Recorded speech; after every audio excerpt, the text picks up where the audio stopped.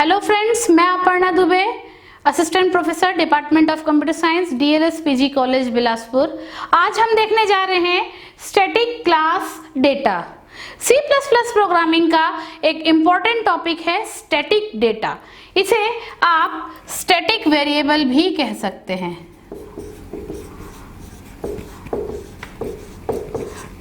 Static class data अर्थात class के अंतर्गत जो डेटा, और डेटा को कौन होल्ड करता है? वेरिएबल। वह वेरिएबल कैसा वेरिएबल है? स्टैटिक वेरिएबल है। तो स्टैटिक वेरिएबल को समझने के पहले हमें ऑब्जेक्ट के मेमोरी एलोकेशन को थोड़ा सा समझना पड़ेगा। तो आइए पहले हम ऑब्जेक्ट के मेमोरी एलोकेशन की बात करते हैं। जब भी हम किसी क्लास के ऑब्जेक्ट को क्रिएट करते हैं तो हम सभी जानते हैं कि जैसे ही हमने किसी क्लास का ऑब्जेक्ट क्रिएट किया तो उसने मेमोरी में क्या किया? स्पेस को ऑक्यूपाई करता है, अर्थात ऑब्जेक्ट के द्वारा मेमोरी एलोकेशन होता है, उस ऑब्जेक्ट को मेमोरी एलोकेट होता है। तो जब हम किसी क्लास के अंतर्गत, अब क्लास के अंतर्गत क्या क्या चीजें रहती हैं? एक तो आपके वेरिएबल्स रहते हैं और दूसरा आपका क्या रहता है? फंक्शन रहता है। अगर हम फंक्शन की बात करें तो ये जो फंक्शन है, इस फंक्शन जैसे ही आपने किसी क्लास का क्या क्रिएट किया? ऑब्जेक्ट क्रिएट किया, तो ये जो फंक्शन होता है ये हर ऑब्जेक्ट के लिए अलग अलग एलोकेट नहीं होता है, अर्थात क्लास के अंतर्गत जितने भी वेरिएबल्स और फंक्शन है वो सभी किसके अंतर्गत आ जाते हैं? ऑब्जेक्ट के अंतर्गत आ जाते हैं। आपने जितने भी ऑब्जेक्ट क्रिएट किए उतनी कॉपी तैयार होती है वेरिएबल्स की, ये तो हम जानते हैं, पर हम शायद यह नहीं जानते हैं कि फंक्शन की कॉपी क्रिएट नहीं होती है। अर्थात जब आप किसी क्लास के अंतर्गत फंक्शन को परिभाषित करते हैं, डिफाइन करते हैं, तो उसी समय मेमोरी एलोकेशन हो जाता है फंक्शन को। ऑब्जेक्ट के क्रिएशन के समय फंक्शन को मेमोरी एलोकेट नहीं होता है। इसे आप इस डायग्राम के द्वारा समझ सकते हैं। माना आपका कोई एक फंक्शन है F1, ये किसी क्लास को बिलोंग करता है। अब आपने इस F1 के लिए ऑब्जेक्ट क्रिएट किया है ऑब्जेक्ट 1। अगर आपने इस ऑब्जेक्ट को क्रिएट किया है और आपने एक और ऑब्जेक्ट क्रिएट किया है ऑब्जेक्ट 2, तो ये दोनों ऑब्जेक्ट इस फंक्शन को क्या करेंगे? इस क्लास के अंतर्गत जो फंक्शन है उससे क्या करेंगे? शेयर करेंगे। ये जो फंक्शन है ये कॉमन होगा, कॉमन फॉर ऑल ऑब्जेक्ट्स, सभी ऑब्जेक्ट्स के लिए क्या होगा? कॉमन होगा। और इस फंक्शन को मेमोरी एलोकेशन कब हो जा रहा है? हम यहाँ किसकी बात कर रहे हैं? मेमोरी एलोकेशन की बात कर रहे हैं। तो इस फंक्शन को मेमोरी एलोकेट कब हो जा रहा है? जैसे ही आपने क्या किया है? क्लास को परिभाषित, क्लास के अंतर्गत फंक्शन को परिभाषित किया है, तभी इस फंक्शन को मेमोरी एलोकेट हो जा रहा है। और इस फंक्शन की हर ऑब्जेक्ट के लिए कॉपी तैयार नहीं होती है। इसी फंक्शन को सभी ऑब्जेक्ट्स के द्वारा, एक ही कॉपी को सभी ऑब्जेक्ट्स के द्वारा शेयर किया जाता है। पर ऑब्जेक्ट के केस में क्या होता है? ऑब्जेक्ट के केस में अगर आपने कुछ वेरिएबल है, माना हमारे पास दो वेरिएबल है, वेरिएबल 1 और वेरिएबल 2, दो वेरिएबल है और किसी क्लास के आपने दो ऑब्जेक्ट क्रिएट किए हैं, ऑब्जेक्ट 1 और ऑब्जेक्ट 2। तो इस ऑब्जेक्ट 1 और इस ऑब्जेक्ट 2 के द्वारा इन दोनों वेरिएबल को जो है शेयर नहीं किया जाएगा। हर ऑब्जेक्ट के लिए वेरिएबल की क्या क्रिएट होगी? कॉपी क्रिएट होगी, वेरिएबल 1 और वेरिएबल 2। अर्थात इन वेरिएबल्स को मेमोरी एलोकेशन कब हो रहा है? ऑब्जेक्ट क्रिएशन के समय। तो यहाँ पर variable common to all object नहीं हो रहा है, हर ऑब्जेक्ट के लिए अलग अलग वेरिएबल की क्या तैयार हो रही है? कॉपी तैयार हो रही है जब हम ऑब्जेक्ट को क्रिएट करते हैं।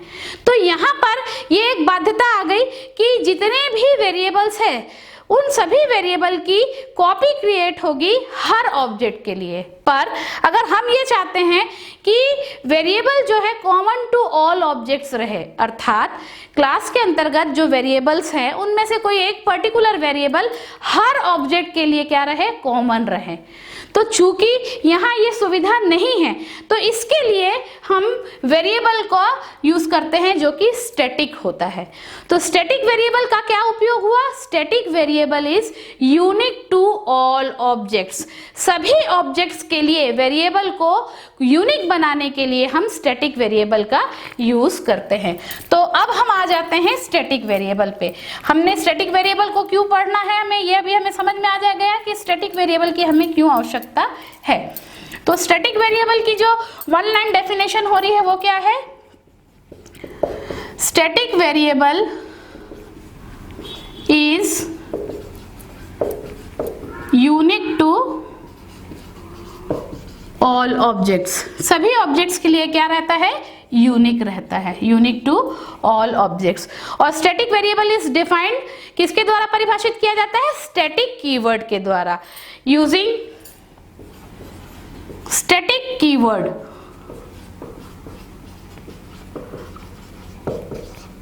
हम स्टैटिक कीवर्ड के द्वारा किसी वेरिएबल को क्या परिभाषित करते हैं? स्टैटिक परिभाषित करते हैं। स्टैटिक वेरिएबल के साथ ये एक बाउंडेशन होता है कि स्टैटिक वेरिएबल जैसे ही आपने परिभाषित किया इसकी जो इनिशियल वैल्यू है वो 0 असाइन हो जाती है। तो स्टैटिक वेरिएबल 0 मान के साथ हमेशा असाइन हो जाता है। जैसे इसका जो सिंटेक्स होगा किसी वेरिएबल को स्टैटिक परिभाषित करने का, आइए हम उस सिंटेक्स की बात करते हैं। तो जैसे हम किसी क्लास के अंदर क्या करते हैं? सिंपल क्लास नेम लिखते हैं और उसके बाद हम वेरिएबल्स को परिभाषित करते हैं। सिंपल वेरिएबल परिभाषित करने के बाद माना आपको किसी एक वेरिएबल को स्टैटिक परिभाषित करना है, तो जैसे हम वेरिएबल परिभाषित करते हैं पहले हम वेरिएबल का क्या लिखते हैं? डेटा टाइप, और फिर हम क्या लिखते हैं? वेरिएबल का नाम, वेरिएबल नेम। अब हम चाहते हैं कि ये वेरिएबल हमारा स्टैटिक रहे तो इसके सामने आपको स्टैटिक कीवर्ड को लगाना पड़ेगा। फिर बाकी जो भी चीजें आपको क्लास के अंतर्गत परिभाषित करना है तो उसको आप क्लास के अंदर परिभाषित कर सकते हैं। तो स्टैटिक वेरिएबल कैसा वेरिएबल हो गया? क्लास वेरिएबल हो गया। कैसा वेरिएबल हो गया? Class variable. ये क्लास का वेरिएबल होता है। और अब ये जो स्टैटिक वेरिएबल है ये सभी ऑब्जेक्ट के द्वारा, आप इस क्लास का जितना भी ऑब्जेक्ट क्रिएट करेंगे सभी ऑब्जेक्ट्स के द्वारा इस स्टैटिक वेरिएबल को शेयर किया जाएगा। इसकी हर ऑब्जेक्ट के लिए अलग अलग कॉपी क्रिएट नहीं होगी। इसको हम एक छोटे से एग्जांपल के द्वारा समझते हैं। और जैसे कि मैंने बोला कि स्टैटिक वेरिएबल की इनिशियल वैल्यू हमेशा क्या होती है? 0 होती है। जैसे ही आपने वेरिएबल को स्टैटिक परिभाषित किया बाय डिफॉल्ट इसकी वैल्यू क्या हो जाएगी? 0 हो जाएगी। फिर मान में आपने अगर कुछ परिवर्तन किया तो हो जाएगा। और 0 वैल्यू के अलावा ये कोई दूसरा मान इनिशियल लेवल पर नहीं लेता है। आइए एग्जाम्पल से हम समझते हैं। माना एक कोई क्लास है, क्लास प्रोडक्ट।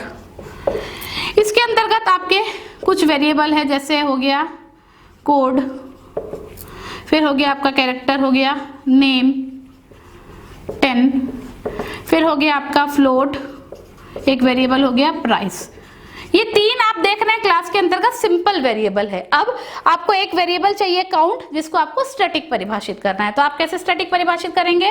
पहले आप लिखेंगे स्टैटिक जो कि एक कीवर्ड है, फिर वेरिएबल का डेटा टाइप माना int और वेरिएबल का नाम आपने नाम दे दिया काउंट। सिंटेक्स को हमने फॉलो किया। अब इसके अंतर्गत कई और फंक्शन होंगे वो बात अलग है। ये हो गया क्लास। जैसे ही आपने काउंट नाम के वेरिएबल को स्टैटिक परिभाषित किया, अब आप इस प्रोडक्ट नाम के क्लास का माना आपने 3 ऑब्जेक्ट क्रिएट किया x, y और z मेन फंक्शन के अंतर्गत। तो जैसे ही आपने इसे मेन फंक्शन के अंतर्गत इसका क्या क्रिएट किया? ऑब्जेक्ट क्रिएट किया प्रोडक्ट नाम के क्लास का। तो ये जो x है, ये y है और ये z है, इन तीनों ऑब्जेक्ट्स में इस प्रोडक्ट क्लास के सारे वेरिएबल्स की कॉपी क्रिएट होगी। कौन कौन से वेरिएबल की? कोड, नेम और प्राइस। क्योंकि ये कैसे वेरिएबल है? सिंपल वेरिएबल है। तो कोड x में भी रहेगा, नेम भी रहेगा और प्राइस भी रहेगा। y में भी आपके इन तीनों वेरिएबल की कॉपी क्रिएट होगी, कोड, नेम और प्राइस। और z में भी आपके इन तीनों वेरिएबल की कॉपी रहेगी, कोड, नेम, प्राइस। पर जो चौथा वेरिएबल है यहाँ काउंट, जो कि एक स्टैटिक वेरिएबल है, चूंकि यह वेरिएबल स्टैटिक है तो ये कॉमन टू ऑल ऑब्जेक्ट्स हो जाएगा, अर्थात हर ऑब्जेक्ट के लिए इसकी कॉपी तैयार नहीं होगी। ये एक कॉपी तैयार होगी और तीनों जो हैं तीनों ऑब्जेक्ट्स इस कॉपी को क्या करेंगे, शेयर करेंगे। तो यूनिक टू ऑल ऑब्जेक्ट्स हो जाएगा। और ऐसा वेरिएबल, स्टैटिक वेरिएबल की जो इनिशियल वैल्यू है वो हमेशा क्या होगी, 0 होगी। तो इस प्रकार से जब हमें किसी वेरिएबल को कॉमन टू ऑल ऑब्जेक्ट्स बनाना हो कि वो हर एक ऑब्जेक्ट्स के लिए जो है कॉमन रहे, तो उसके लिए हम किसी वेरिएबल को क्या परिभाषित करते हैं, स्टैटिक परिभाषित करते हैं। Thank you.